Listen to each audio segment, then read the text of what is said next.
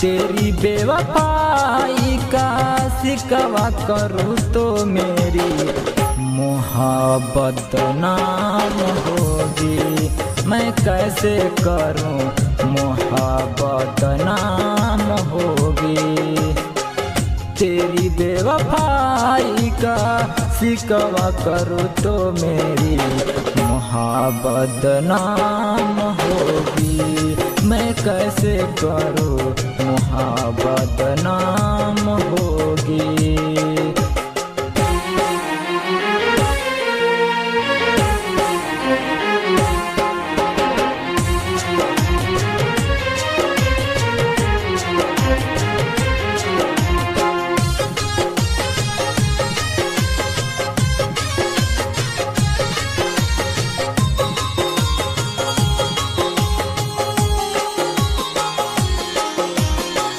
किसी को सुनाऊं अपनी दिल की आवाज रे, करता है यह दिल हरदम उस पे ही नाज रे।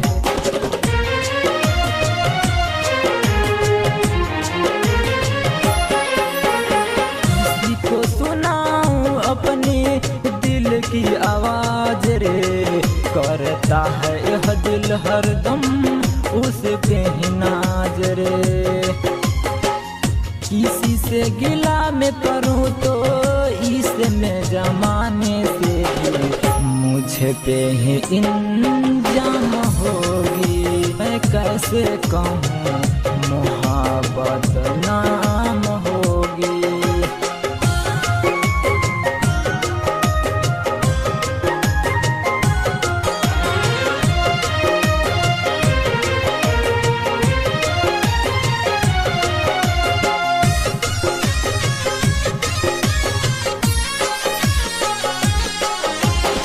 चाहे किसी को भी ना दिल में न चाहत है, दर्द भी दर्द है दिल में कहीं भी न राहत है।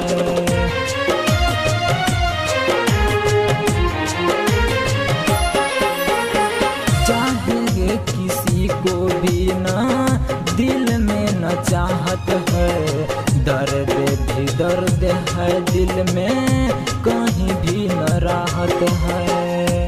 दर्द भी बाटो कहीं तो लगता है ऐसे जैसे फिर भी न आराम